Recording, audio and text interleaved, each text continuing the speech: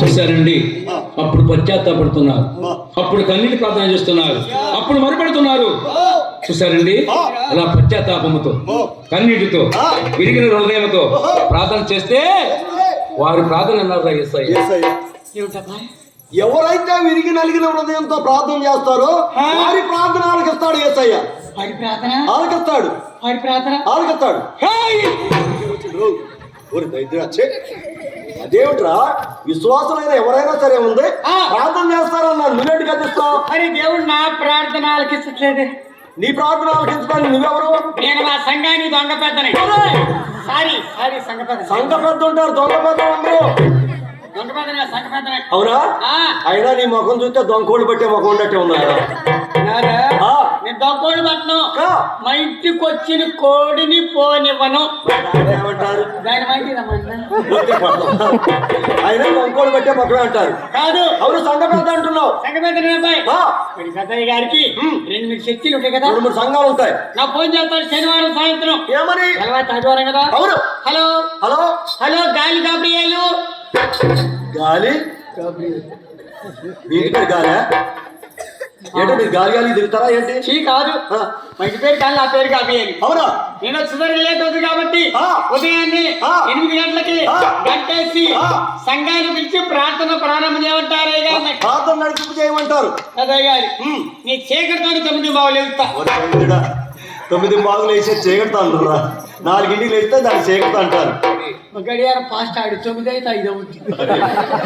ఆ గడియారం వీకే, నువ్వు వీకే. ఇదిగో బాయ్, నువ్వు అన్నసుడు వదిలేసి కాళ్ళు కడుకుంటా కాఫీ తాగుతా. ముఖం కడగవా? ఎక్కడన్నా ముఖం కడుక్కొని కాఫీ తాగుతారు, కాళ్ళు కడుక్కొని కాఫీ తాగరు. ముఖం కడుక్కొని స్నానం చేసి ఇస్త్రీ బట్టలు వేసి షూ వేసి కై కట్టి ఇదేమిట్రా? సంట్ సంట్ సంటుగా దాని సెంటు అంటారు, స్ప్రే అంటున్నారు. అదేలే, అది కట్టుకొని పోతే కాదు. మరి వాక్యం తెలిసిన వారు ఉన్నారు. అవును, గలతీ పత్రికలో ఉంది. ఏమని? దేవుడు నరుని వేషము చూడనన్నాడు. వాక్యంలో ఉంది. హృదయ స్థితి కాలవారు ధన్యులు అన్నారు. అవును, అందుకని అబ్బాయి 8 గంటలకి గంటేసి సంఘానికి వెళ్ళడానికి వెళ్తాను. అదేమిటి, ఇప్పుడు మా పాస్టర్ గారు ఉన్నారు సంఘంలో, ఇప్పుడు గంట వేస్తే చాలు చర్చిలో సంఘం వచ్చి కూర్చుంటారు. నువ్వు దరికెళ్ళిపోయి నువ్వు వెళ్ళిపోవడం ఏంటి? పిలిస్తే వస్తారు, మా సంఘం లేడా రారు అక్కడే చర్చిలు. అవునా? సరే ఎలా పిలుస్తున్నావు? అయ్యమ్మ, అయ్యగారు, అయ్యగారు, మాతమ్మ, రోజేనమ్మ, ఎమ్మెల్యేమ్మ, నాయమ్మ, నాయరత్మ, అబ్రహం గారు, యాకోబు గారు, ఎలిజబెత్తమ్మ, అమ్మ సునీత, సుశీల, సుజాత, అమ్మాయి చెత్తమ్మ, రత్తమ్మ. రక్తం ఉంటుంది, చెత్తం ఉంటుంది. చెత్తమ్మ చెల్ల రత్తమ్మ. అవునా? అయినా నువ్వు పిలిచిన పేరు చాలా వరకు ఇక్కడ ఉన్నాయి. వాళ్ళు లేచారనుకో నువ్వు మళ్ళీ వెళ్ళాం. జాగ్రత్తగా చూసుకొని మాట్లాడు. దానికన్నా దోత. దేని కింద? పెంచి కింద. అక్కడికి వచ్చాను, మా ఇల్లు వస్తుంది. మీ ఇల్లు రాదు, మీ ఇంటికాడికి వస్తాను. లోపల పోయి లోట నీళ్ళు తాగుతా. ఎందుకని? ఒక పిలుపు పడుతున్న రాజువారం తన్ని పళ్ళు అయ్యాలి. నాకు తెలిసి నీకు అంత అమ్మస్తరం చెప్పు. ఇప్పుడు ఆపయ్య 5 గంటలకు పిలవాలి కదా. అవును, ఇంటి పక్క ఎంతో కావడం ఉంది. ఎవరా అంటే మొదలు కాకపోతే ఆ పేరు లోగడ నాగమణి. 2 నెలలు అవుతుంది. మారు మనసు ముందు పేరు మార్చుకుంది. ఏం పేరు తమ్ముడు? మంచి పేరు పెట్టుకుంది. ఏం పేరు? పరిశుద్ధ. ఎంత మంచి పేరురా, పరిశుద్ధ అనే పేరు చాలా మంచి పేరు. పేరు మంచిదే, నోరుదేత శుద్ధం. ఎట్లుంది మనకి ఎందుకు? అమ్మా పరిశుద్ధ పరిశుద్ధ ప్రార్థనకు వస్తావా అన్న. అవేముందరా? ఆయన కట్టెలు హల్లెల్లి అన్న. సంఘంలో పెద్దయ్య గారు వచ్చారు, పిలిచి సంగతులు. ఇంకా నాకు 37 ఇళ్ళు ఉండే పిలిచి మంచి మంచి పాటలు పాడుతున్నాయి. ఎలాంటి పాటలు తమ్ముడు? క్రిస్మస్ పాటలు. అదేలే. క్రీస్తు జన్మించెను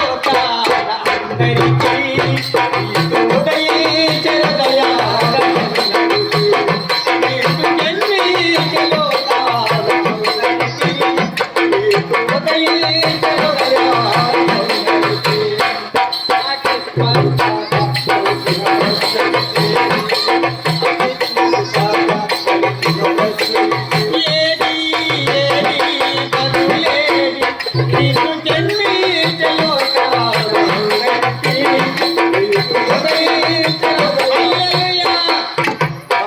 మాట్లాడాలా మీ సంఘం? ఇంకా నాకు 23 ఇల్లు ఉండే పిలిచే ఇంకా పిలిచేయి. ఆఖరి వాళ్ళు ఆమె నాకు సందాయేస్తారు.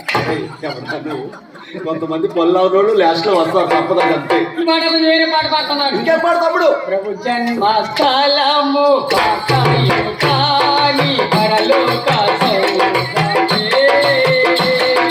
ప్రభు జన్మస్థలము కాకాయు కాని పరలోక సౌఖ్యమే.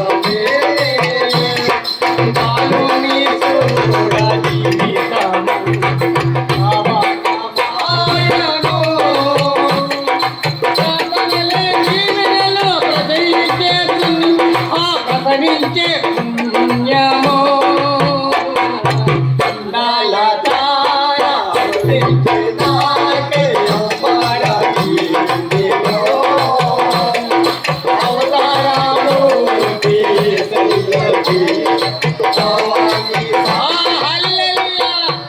అప్పుడేలే చర్చిలోకి. ఇప్పుడు దాకా వెళ్ళా? అవునా? అప్పుడేళ్ళ తిరిగి పాట కూడా మారిపోయింది. పాట అట్ట మారిపోద్దురా. పాట అయిపోయి ఇంకో పాట పాడుతుండాలా. నేనే పాట పాడుతున్నా. ఏ పాట? ఆయన పరిశుద్ధ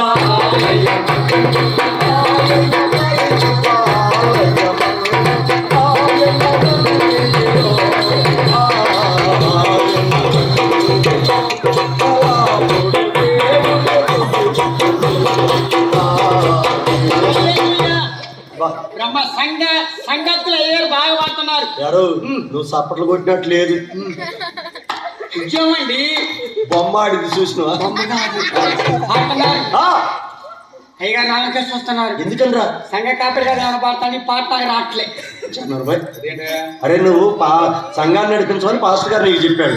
అలాంటప్పుడు ఆ పాట నీకు ఎలా రాదు? సంఘాన్ని వేరే సంఘం అవుతాడు కానీ పాట రాక పాడకపోతే బరువు పోతే నేను కూడా పాడతాను. పాట రాకుండా ఎలా పాడతారు?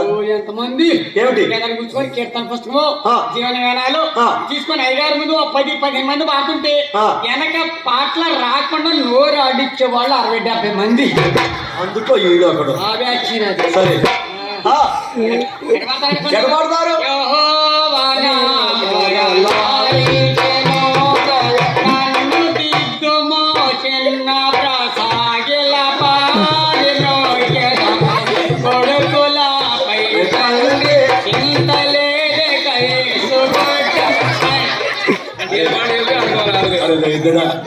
ఎంత అడ్డగోలుగా పాడతారంట పాటలు రాని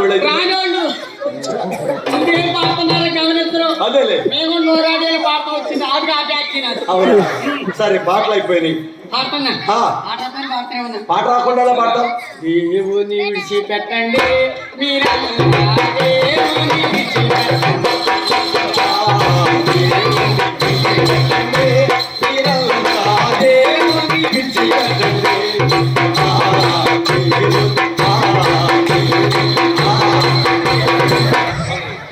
అరే దైద్యుడా, పాటలో ఉందా ఇది అసలు? దేవుని స్తుతించాలని చక్కని పాట ఉంది. అందులోనే లేదు. నీకేమో రాదు అనుకున్నాడు. పాటలు అయిపోయింది. అయ్యగారు వేరే సంఘానికి వెళ్ళిపోయారు. నేను వాక్యం చెప్తున్నా. ఎవరి? ఇదిగో సంఘమాతారుగా వస్తున్నాను చిత్తపడి. ఇదిగో సంఘమాతారుగా వస్తున్న చిత్తపడి. వాక్యం చెబుతూ చెబుతూ ముందు కూర్చొని మొత్తం నా కాలు తగిలింది. అదేమిటి? ఊపి ఎక్కువైందా ఓపిక తగ్గిందా? ఎట్లయిందా అయింది. అదేలే. అవును 56 సంవత్సరాలు అంటే అమ్మ సోళ్ళ స్వార్థం ఆ స్వార్థం ఏముంటుందిరా? ఏంటది? ఇందాక త్వరగా వస్తున్నాను ఇదిగా వస్తానన్న తప్ప నాకే తప్పులే. మీ సంఘం ఏమి డెవలపింగ్ లో ఉందిరా? నీకు దండం పెడతా తల్లి వెనక్కి తప్పుకోమన్నా అక్క తప్పుకోండి. సంగతులలో ఎవరైనా పిశాచులు కాదురా, విశ్వాసులు. అవునా? ప్రార్థన అన్న వెనక వాళ్ళు కూర్చుంది ముసలావిడే ముసలాంటి పట్ల ముసలాంటి ఆంటీ అని అంటున్నాడు. అలా ఏం కాదు. కూర్చొని ప్రార్థన. నేను ఎప్పుడైతే విశ్వాసం ప్రార్థన అన్నాడు ప్రార్థన చేస్తాను మా కళ్ళు ఎలా? అయ్యా చేసాయి కాదు ఏసయ్యా. పరుపా కాదు ప్రభువా. అయ్యా అమ్మమ్మ అన్నే ఉంది ప్రభా స్తోత్రం అయ్యా. ప్రభా అన్నే ఉంది. అమ్మమ్మ నోరేట ఉంది అనుకున్నావు. ఎలా ఉందిరా? ఒంగోలు బైపాస్ రోడ్ ఉండటం రోడ్డు పనులు లేక వచ్చిపోయి ఆ,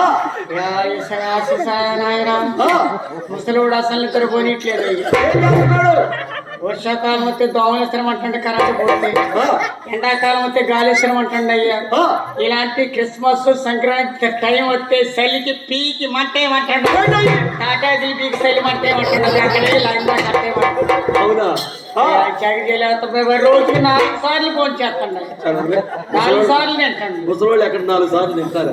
తినోళ్ళు ఎంతమంది లేరు. చదవే అలా ఎవడు తినేవాళ్ళు? 4 సార్లు తింటాడు అయ్యా. ఆ, చీకటి పడుతుడు దగ్గరికి రమ్మంటాడు. ఎందుకు? ముసలోడు చుట్ట కాల్చుకునే అలవాటు ఉందంటే అగ్గి పెట్టి కింద పడ్డది వట్టాగిర పాపిస్తాడు. పాపం తగిలి పోతాడు.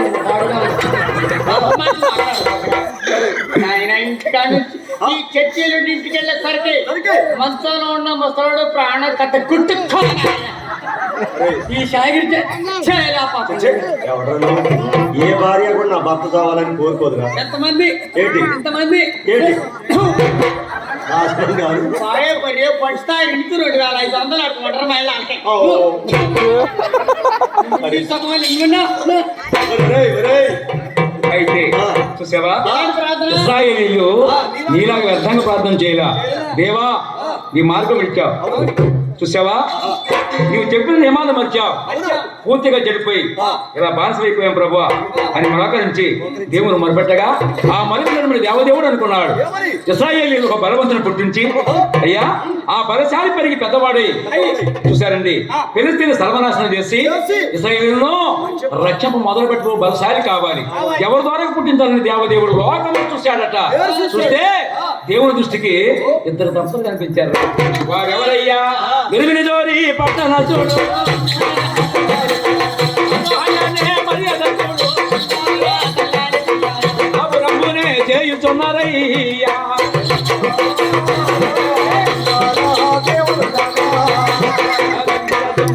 జోజాపట్నాన్ని పరిపాలిస్తున్నాడు భర్తగాను మనోహ, భార్య మనోరమ్మ.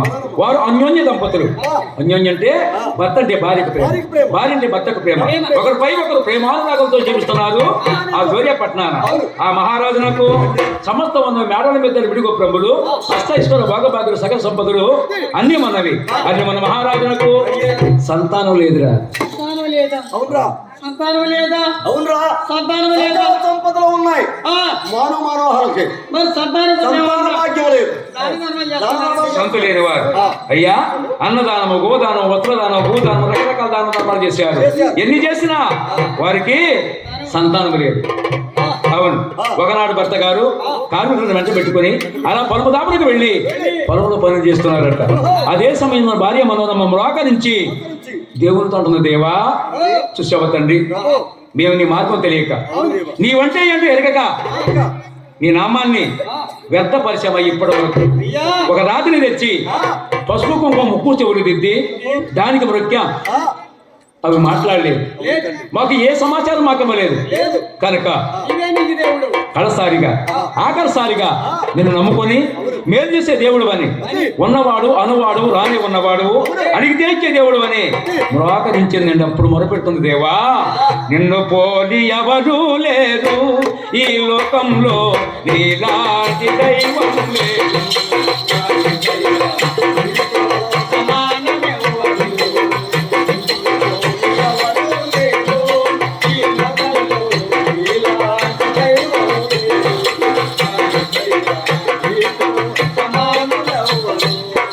ఆకాశానికి ఎక్కిపోయినా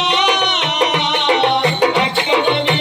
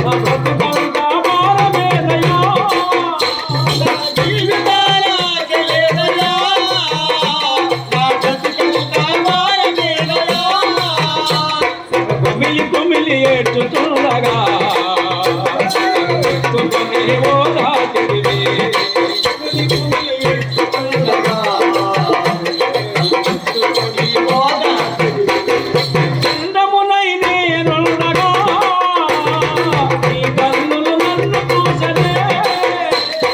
చందమునై నేనుండగా నీ కన్నులు నన్ను చూసెనే. నా తల్లి గర్భమందున అది ఏర్పరచిన దేవుడ నీవే. నా తల్లి గర్భమందున ఏర్పరచిన దేవుడ చూశారండి, అప్పటి వరకు రాళ్లకు రప్పను మొక్కినటువంటి వారు అప్పటికి దేవుని పైన విశ్వాసం కలిగి వెంటనే నిరాకరించింది. అప్పటి వరకు దేవుడు అంటే తెలియదు, ఎవరో ఎరగదు.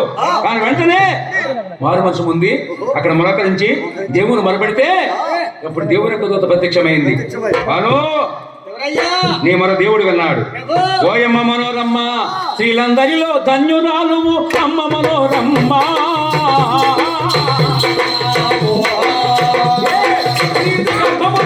దేవుడిగా నీకు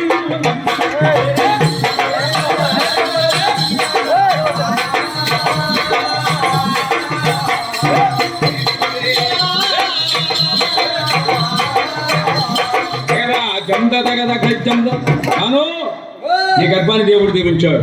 నీ గర్భం తెరవబడి నీ గర్భాన్ని చక్కని బాబు కలుగుతాడు. ఆ బాబు సామాన్యుడు కాదు అయ్యా, చాలా బలవంతుడు.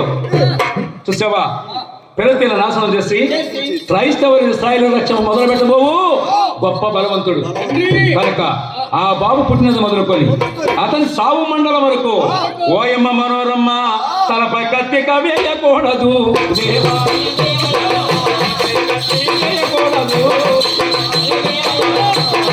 మరే ముట్టకూడదు, దేవుడికి రాజీలు చేయమన్నదా,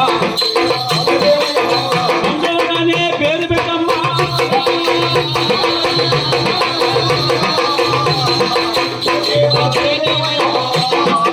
అతనికి మనోరమతో చెప్తుంది దేవుని యొక్క దూత, మను ఈ గర్భాన పుట్టబో బాలుడు సామాన్యుడు కాదు అయ్యా, గొప్ప బలవంతుడు.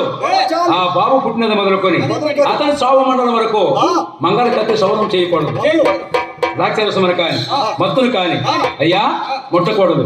దేవునికి నాజులు చేయబడి దేవుని భయభక్తులను పెంచి ఆ బాబు పేరు సంసోన్ అనే పేరు పెట్టాలి. ఇంతటి శుభార్త చెప్పారు. అవును, తలపై సవరం చేయకూడదు, తలపై మంగళ కత్తి క్షవరం చేయకూడదు. చేయకూడదు. అసలు బాబే పుట్టాలి కానీ మా బజారు మంగళాయన కూడా రాని కరోనా కంచేసినట్టే అంత. వేసినా సరే ఉంది.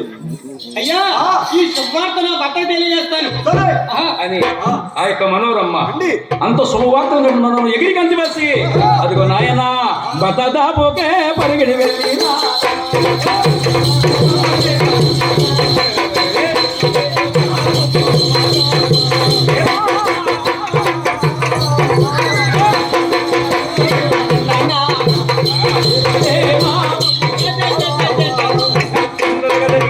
పరిగెత్తుకొని వెళ్ళిందండి భర్త గారి దాపుకి.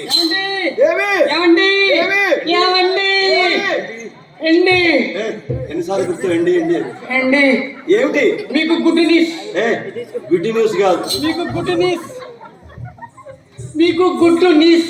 గుడ్ ఎప్పుడు న్యూసే, గుడ్ న్యూస్ కాదు, గుడ్ న్యూస్ అనాలి. నీకు రాదా? వచ్చానకపోయింది మై పేరు అక్షయ్ కుమార్. మరి రాజేష్ గారు ఈ క్రిస్మస్ శుభ సందర్భ సమయంలో మరి బుర్రకథ బృందం వారికి అయ్యా మరి చూసారండి ఎంత తమ్ముడు ఎంత ఇచ్చారా? 1000 రూపాయలు. మీ కళ్యాణ్ ఎంత? 150 850 తక్కువ. రాజేష్ గారు అయ్యా 150 రూపాయలు ఇచ్చున్నారు. ఇచ్చిన రాజేష్ గారిని అయ్యా చూశారండి ఈ క్రిస్మస్ వేడుకల శుభ సందర్భ సమయంలో 150 రూపాయలు ఇచ్చినటువంటి రాజేష్ గారిని, వారిని, వారి కుటుంబాన్ని, వారి యొక్క తల్లిదండ్రులను, అన్నదమ్ములను అయ్యా వారి వంశాభివృద్ధిని అష్టైశ్వర్య భోగభాగాలు సకల సంపదలతో ఆ దేవదేవుడు యేసయ్య దీవించి అయ్యా ఆ కుటుంబాన్ని అన్ని వేళలు యొక్క సైతాను శోధన లేకుండా ఎటువంటి ఆపద లేకుండా అయ్యా ఆ దేవదేవుడు దీవించి కాపాడునుగాక.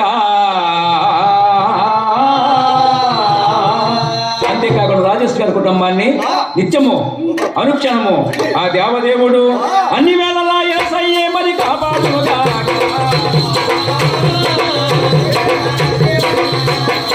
దేవదేవుడు అట్టి వారిని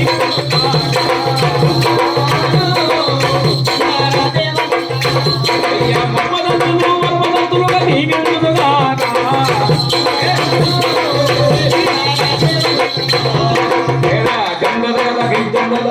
సరండి ఈ పండుగ సందర్భంగా ఇచ్చినటువంటి రాజేష్ గారిని వారి కుటుంబాన్ని అష్టైశ్వర్య భాగభాగం సకల సంపదలతో 30దంతులుగా 60దంతులుగా 100దంతులుగా పరిపజేసి దేవదేవుడు అంతకంత వారికి తెలియజేసి ఆ కుటుంబాన్ని దీవించునుగాక.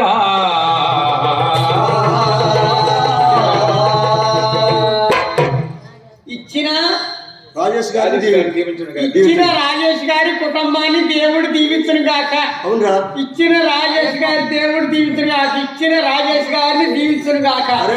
ఇచ్చిన రాజేష్ గారిని దేవుడు మరి ఈ రోజు సంగతి ఏంట్రా? కాదురా, ఒక రాజేష్ గారిని దీవిస్తావా? మరి ఇచ్చింది ఎవరు? రాజేష్ గారా? అవును. అదేవిధంగా అక్షయ్ కుమారా అక్షయ్ మురగత బృందం వారికి అయ్యా చిన్నబాబు చిన్న వయసులో నీ డబ్బులు ఇచ్చిందంటే ఇచ్చిన బాబును ఆ దేవదేవుడు అయ్యా ఈ పండుగ సందర్భంగా అక్షయ్ 700 రూపాయలు ఇచ్చాడు కాబట్టి ఇచ్చిన బాబుని యేసయ్య వారిని దీవించుగాక.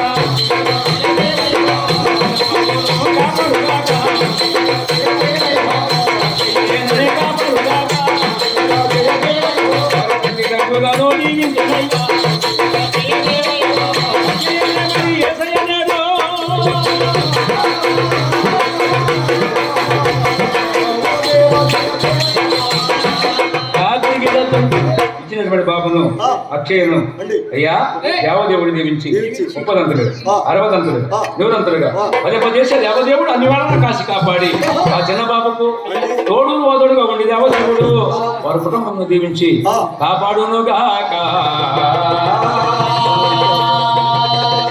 ఇచ్చిన అక్షయ్ని దేవుడు దీవించును గాక. అయ్యగారు దీవించును గాక. సంఘస్థులు ఇచ్చిన అక్షయ్నే దేవుడు దీవించును గాక. చూసారండి ఈ విధంగా పొలము దాపరికి వెళ్ళి పొలంలో పని చేస్తున్న భర్తగా చెప్పాడు, దేవి నీ మాట నేను నమ్మను. ఏమిటి? పని చేస్తుండగా నీ మోసరించగా గంభీరమైన తెల్లని వెలుగు వచ్చింది. వస్తే మనిషి అంటే కనిపించలేదు కానీ మాట వినిపించిందండి.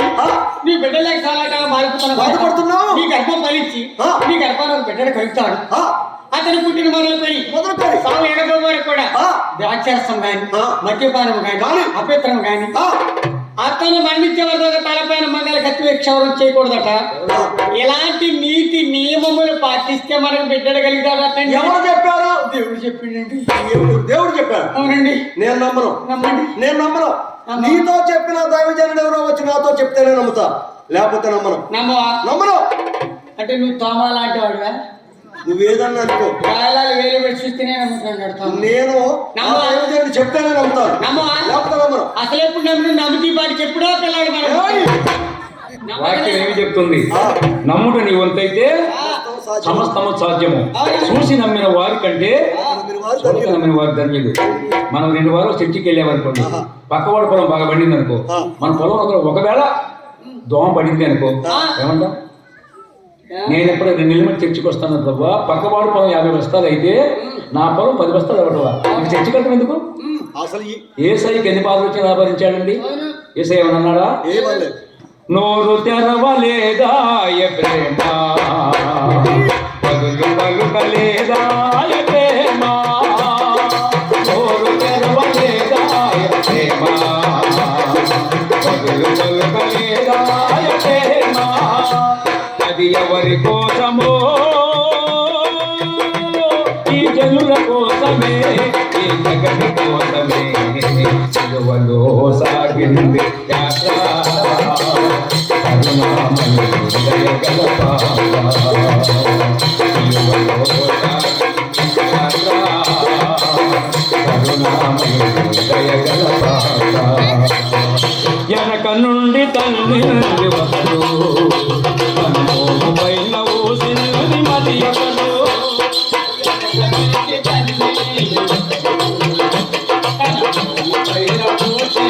మరి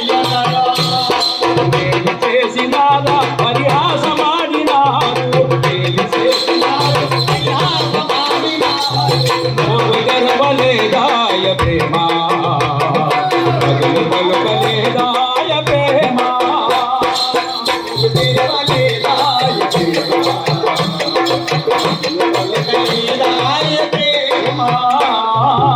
ఒకరిపై ఒకరు ప్రేమ కలిగి జీవిస్తే ఒక కుటుంబం కానీ ఒక సంఘం కానీ ఒక 10 మంది కానీ వాక్యం ఏం చెప్తుంది? అయ్యా అన్నదమ్ములను సరే అయ్యా అనుబంధంతో మంచిగా ఉండి మాట్లాడితే సాగు సాగు ఆ కుటుంబం ముందుకు సాగిపోతుందట. కానీ అన్నని తమ్ముడు పట్టలేదు, తమ్ముడు అంటే అందుకని ప్రతి ఒక్క కుటుంబంలో భార్య భర్తలు అన్యోన్యంగా జీవిస్తే దేవుని యొక్క నామములో ఆ కుటుంబము ఆ బిడ్డలు దీవించబడతారు, ఆశీర్వదింపబడతారు. ఇదే దేవుని వాక్యం చెప్పేది. ప్రతి ఒక్కరు ఒకరితో ఒకరు ప్రేమ కలిగి జీవించండి, మీతో ఒకరొకరు సమాధాన పడండి అంటుంటే మనం ఏమంటున్నాం? ప్రక్కింటి వాడికి మనకే పడదు. కాదురా ఏసైకి కేక్ వస్తుంది. రాజేష్ గారే కందుకూరులో కారులో మనం కూర్చోబెట్టినంతలా పెట్టి బాక్సులు తెచ్చి మన మీద పెట్టిండు. ఆయన వెళ్ళిపోయిండు. ఈ బాంబులు ఎప్పుడు పేల్చానని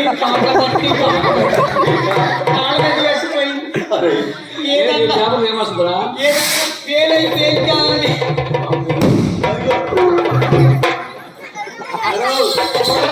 పోయి రాజేష్ గారి కారులో పెట్టిండు బాంబులు. కథోళ్ళు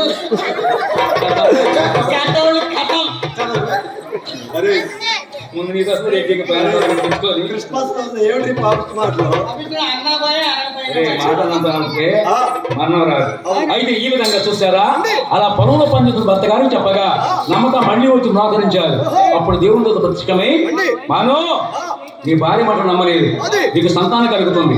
ఆ బాబుకి మంగళ కత్తి వేసి సవరణ చేయొద్దు, మొత్తం కానీ ద్రాక్షరసం కానీ అతనికి వద్దు, ఇస్తే అతనిలో బలమ తగ్గిపోతుంది, శక్తిహీనైపోతున్నాడు అని చెప్పగా అప్పుడు దేవదేవుడితో అంటున్నాడు, మానో దేవా ఇంకొన్ని బలి అర్పణ మేము అన్నాడు మానోహ. అప్పుడు దేవుని యొక్క దూత ఏమంటుంది? మానో నీ బలిపిస్తున్న ప్రతి ఒక్క బలి కూడా నాకు కాదు, నా దేవుడని యెహోవాకే చెల్లును గాక. దేవుడని యెహోవాకే చెల్లును గాక. 15 కేజీలు కేక్ కట్ అవుతుంది.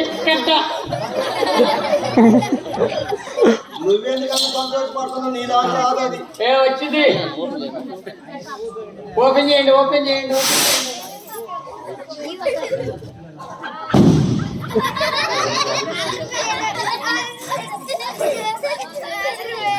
Happy Christmas, happy Christmas advance day, new year.